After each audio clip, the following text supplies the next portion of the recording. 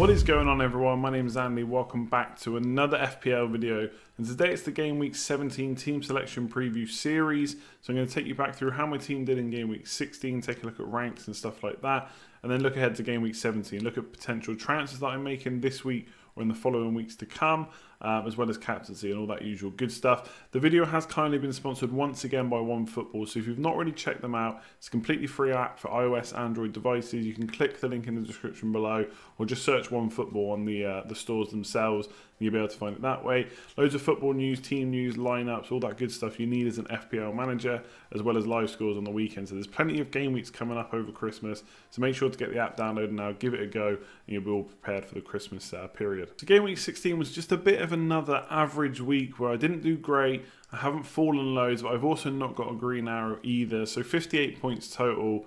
Dendonk is going to come on for Mane, because Mane's missed out completely. I thought people that captained him were brave, and I kind of wanted it to work out for them because I would have got points as well. But it was a little bit annoying that he didn't come on for at least 1 point, because that would have probably given me at least close to a green arrow. It would have punished those captainers. But instead, most of them probably had Vardy captain anyway, so it made little difference, and Vardy's effective ownership was super high again. Now, my current rank is 532k, so it's a very small red arrow, about 9-10k places. I am having to record this before the Arsenal game, so that rank will drop further, although hopefully not too much, because auto subs are already taken into account. Just the likes of Aubameyang and co that could punish me further. So overall points at 887. So yeah, another not so great week. Looking at the defence, absolutely awful. Soyuncu conceded obviously against Villa. Did have a great chance to score, kind of hit Heaton in the face. So either side of that, and that would have been goal. And you know, attacking returns, I think in general for that Leicester game could have been higher. You know, Maddison got 9, which is fantastic. I think he's got returns in kind of like 5 out of the last 7 or something similar to that. Vardy 2 goals, 13 points was incredible too. But if you watch that game, they could have absolutely had more. They had many more chances, both of them, to get even more points. So next game week's looking really good for them. So really happy. Rest of the team just a bit meh, especially outside of forward line. So Ings scored again. 3 weeks in a row since I took out Tammy Abraham for him. Got West Ham at home up next, so I have to keep him. Didn't get 3 bonus points this time, but still got 2, which is really nice. And Jimenez, now 7 attacking returns in the last 9 games. So got an assist, no goals unfortunately, but nice to have another return from him. But obviously he's not the same value as he was last year. So a few people looking to sell him. He's already dropped in price. We'll talk about that a bit more in a minute. Like I said, Mane missed out, which is obviously good for next week because he's definitely going to play. Dendonk came on, didn't do what he did last week, just the 2 points. And Lundstrom, look, I know people are saying that I've jinxed him, but at the end of the day, this guy is blanked like 5 or 6 times in the last 7 game weeks.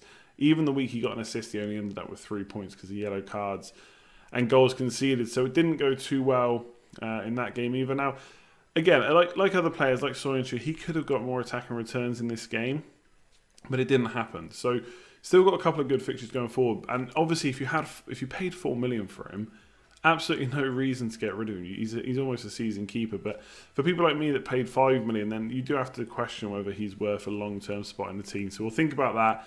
And then Pope, 0 points. He's been rubbish. I did talk about swapping him to Guaita a few weeks ago. Didn't go through with it, and Guaita's got 3 clean sheets in a row and absolutely smashed it. So a bit frustrating. And obviously, like Mane, Trent Alexander-Arnold also missed out, but I'm not too concerned. It happens, and hopefully now he's got his rest and he'll be fine for next week. So let's have a look how the team's looking for Game Week 17. So I actually have 2 free transfers for this week, and when you look at the final team, I'm not sure I need to use any transfers, at least not on my first 11, maybe on the bench, which I'll talk about a bit more. And I've still got that 1.6 million in the bank.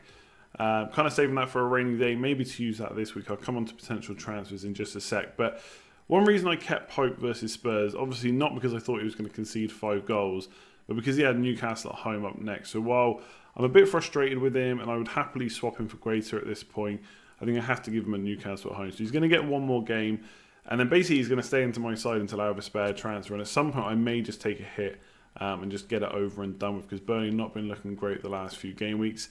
Actual defenders that I've got to give Lundstrom another chance. Got another 2 or 3 good fixtures, and then we'll see if he's kind of done with me. Obviously he has been close to attacking returns. Now, whether or not Sheffield United can keep up the defensive returns is another story. They've not been looking so good recently, been conceding a good few goals. I think Villa looked okay against Leicester. Obviously, Leicester one of the best teams in the league right now, so hard to keep a clean sheet. But attacking-wise, they look pretty threatening at times. And I think they're going to cause Sheffield United problems. But obviously, it is an away game, so hopeful for some returns, attacking or defensive wise from Lundstrom. But yeah, like I said, at 5 million, I will have to consider taking him out at some point if these returns don't come back. Because I've not had any from him so far, at least in recent times. Soyuncu, best defence in the league at the moment, or at least one of the best defences in the league. Got to play him, came close to attacking returns in the last game. Norwich at home, still a decent fixture, although Pukki has obviously been doing a little bit better recently, so it might cause Leicester some problems, but they're just looking so good. They've just rested Perez and Barnes as well, so they're going to come back in. So they're going to be able to freshen up a little bit. Obviously, defensively, they're kind of stuck to the main four, Soyuncu, Evans, Chilwell, and Pereira, so they've not really had too much of a rest. Obviously, Chilwell had that little niggle recently, but they're going to go with their normal back four. They're not going to be playing in midweek, so expect a clean sheet there. And then Trent Alexander-Arnold, look, let's see what happens in the Champions League, of course, but I don't expect him to be rested unless there's an injury concern. He's had his rest in the league now. Before that, and then the sub appearance in the previous game, he played 90 minutes every single match, so he's back. Now, long term, I'm not going to get rid of him this week. Obviously, it's Watford at home. That looks on paper like a guaranteed clean sheet, but I may have to start thinking about getting rid of him around the blank, because the fixtures after that are not fantastic, I don't think, for defensive returns. They've only got 3 clean sheets so far. Obviously, they got the one at the weekend when he didn't play, which is frustrating, but they've not kept too many clean sheets at all this year, especially compared to other teams. Yes, they got the attacking returns there, but he's over 7 million. So I may have to look at going without him and improving my attack, which I'll talk about more in a minute. So I'm a bit loath to do that. I don't really want to do it because I know the potential of those Liverpool defenders. But them and Man City at the moment just not looking like they're keeping clean sheets. So it's definitely one to consider, but absolutely not going to do it before Watford at home. So looking at midfielders, and again, looking fantastic at least fixture-wise. So we'll take it right to left. Maddison is one. I'm not going to lie. I think I said it last week that I had considered selling for Dele Alli because obviously Ali was looking so good.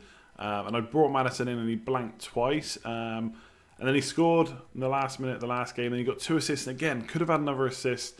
I think the Soyuncu miss was from him. And also could have had a goal as well. And it's Norwich at home. So there's no way I can get rid of him at the moment. I got him for less than 7.5 million as well. And yes, they play Liverpool and Man City. But after that, the fixtures aren't bad. And to be honest, Leicester are playing so well right now. Who's to say that he can't get attacking returns in those games? So while I was considering selling him for a Leicester midfielder, Dele Alli was going to be the one. I'm probably thinking about holding him long term now. I just think he's done enough to justify it, not just in the last couple of weeks, but also for the whole season. If you look back at his returns, they've been pretty steady, and I think he was in the end worth the premium over Tielemans. Those set pieces are just so dangerous. We saw the one to Evans, for Evans to get his goal. And just from open play, he does tend to get into the box a bit. So does Tielemans from time to time. But I don't know. Overall, I just think Maddison looks to be the better pick. Obviously, he is more expensive for that reason. And he's been ticking over, so there's no reason to get rid of him, certainly not against Norwich at home. Manning is currently my vice-captain. Obviously, similar to Trent Alexander-Arnold, he's now had his rest. You'd expect him to play against Watford no matter what happens in the Champions League, bar an injury, of course. And he's vice-captain. Now, I think that Watford at home game is pretty decent for Liverpool. I mean, any game at Anfield is going to be good, but against Watford, you'd almost bank on some points there. So I've got Jamie Vardy, that's no secret. So the captain is once again between those two players. It's very hard not to take it off Vardy. I said that on Twitter. I said if Vardy calls, it's going to be hard to take it off him. But Mane could be a calculated risk this week. Where yes, you expect Vardy to score, but you'd probably expect that Mane to as well. So you're then banking on him being able to get more points, of course. So because it's a good fixture, it might be time to go against the crowd, which I'm thinking of. But you know, another 2 goals against Villa, and it could have been more for Jamie Vardy. And it's Norwich up next. So yes, maybe they've improved a bit defensively, but they're still shipping goals. So yeah, right now it's on Jamie Vardy. But I think as a calculated risk, if you want to try and improve up the ranks, which I do, I may switch it back to Mane, although obviously he is playing in the Champions League, so he's not going to be as fully rested as Vardy. I just think, you know, there have been times when I wouldn't go against the grain. You know, if Mane had Watford away maybe even, or it was Newcastle at home or something like that instead, I probably wouldn't go against Vardy, but I think Watford's good enough to maybe at least consider it, even if you don't go through with it. Pulisic at home, I mean, he's frustrating. He's like blanked 3 or 4 times in a row now. I bought him in, he's blanked twice. The underlying stats were great. The one key thing here is he's playing Bournemouth at home. And I know people have been saying that he's going to get a rest at some point. And look, maybe he will in this game. We'll see what happens in the Champions League again. But it hasn't happened so far since he's kind of come into the side. I do think they need him. They need a win quick. They've not done great in the last few games. And I think the way Bournemouth have looked recently is extremely poor. You know, could they get pulled into relegation battle? Quite possibly. But if Ake is out, which he might be, we don't know for sure yet, then that's going to hurt Bournemouth. They're already looking poor. Without Ake, they're going to look even worse. And I think Pulisic is definitely worth a hold. Like, I sold Mount in a good home fixture and he scored. I think Pulisic could do the same thing. And to be honest, the options that I would probably bring him in or take him out for would be Spurs midfielders who have got Wolves away. So I'm not going to do that, and Pulisic is going to stay. And De Bruyne comes into that Spurs midfield option. So I did talk about recently maybe taking him out before the Man United game and getting a Spurs midfielder in. I didn't do that. Kind of got punished. De Bruyne only got 1 point. And Son and Ali both kind of got points against Burnley. So that's a bit of a shame that I've missed the boat on that. Again, Spurs do have Wolves away, so I wouldn't expect them to score quite so many goals in that game. And I think De Bruyne, it's a good fixture against Arsenal. They're not a team that I would expect to keep many clean sheets either. And I think De Bruyne has looked good. Against Man United, there was a really good block on one of his shots, which looked like a surefire goal. He's always got assist potential as well. So he's probably not the worst player to keep, but I don't know if long term I'm going to keep him. So I think out of my midfield, Mane's probably going to stay, Maddison's going to stay. And Pulisic and De Bruyne basically have one more game week. If Pulisic doesn't deliver, then I have a way probably to do De Bruyne and Pulisic to Ali and Son by taking Trent Alexander-Arnold out. So I've got 2 free transfers. If I save one more for next week, I'll have another 2 next week. And that's kind of what I'm looking at doing. Going for Son and Ali, I think I'm finding it hard to choose between them right now. And I think that's a bit of a differential. Everyone's starting to or already has one Spurs midfielder, but not many have 2. So Trent out for a defender, whoever it might be next week, I'll have to have a bit more of a think about that. And then De Bruyne to Pulisic to 2 Spurs midfielders. We'll see what happens. If Pulisic performs well, Chelsea have still got some good fixtures. Maybe I'll hold on for him a bit, but I need to see something from him. Otherwise, I think I'm going to get rid of De Bruyne. No City players could be a mistake. But I think the way Spurs midfielders are doing right now, there's not too much of a risk in it. So forward-wise, I won't speak about Vardy too much. I think we all know just how good he is. Currently captain. I don't know if that will change. Norwich at home looks like a pretty good fixture. Scored 8 games in a row. And who knows, he could even beat his own record. So fantastic, going absolutely nowhere. Now up to 10 million, which is quite funny considering he dropped to 8.9 from 9 earlier in the season. Danny Ings has been so good to me. Obviously took Abraham out for him on a kind of 2-week gamble that Abraham would miss 2 games and he didn't. But it still looks to have been a solid decision. Abraham did outscore him in that second game. But Ings scored this week, Abraham didn't. And obviously Ings scored in the week where I got rid of Abraham as well. So 9, 9 and 8 points, 26 altogether in 3 weeks is pretty solid returns from a player around 6 million. Another good fixture this week. Just played as well 3 games in 7 days. Obviously, lots to talk about his injury concerns. And I wouldn't sit here and lie and say that I was completely confident he'd play all 3 games, but he has. So maybe he's starting to put those injury concerns behind him. And I don't think it's too late to get on him either. But obviously, there are lots and lots of good forward options at the moment. So it might be hard to slot him in, especially if you've got good team value. Maybe you don't need a player like Ings in. The transfer that I'm looking at making this week is Jimenez to Rashford. Like I said, I've got 2 free transfers. I don't feel like this team needs 2 transfers this week, especially with a blank next week. Trent's on a yellow card, Lundstrom's on 1 yellow card away from a ban as well, from missing a game. So that could also influence things. If Trent and Lundstrom get yellow cards this week, then what do I do? And especially with Trent, because if he gets a yellow card, that means he's got 2 blanks in a row, and I'll almost certainly sell him then. So there's just too many unknowns this week to bother using both those transfers unless I get major injuries going into next week. So Jimenez to Rashford is something I like. Now, I've just said earlier that Jimenez has got like 7 returns in 9. But the fixtures do stiffen up a bit. Now, I wouldn't say he's a must-sell because he plays Norwich in Gameweek 18. Let's not forget that Liverpool are going to blank in that game. So having Norwich away is a pretty decent fixture. So again, definitely don't think he's a must-sell. But I've got 2 free transfers to use and I want to use one of them. And Rashford's in red-hot form right now.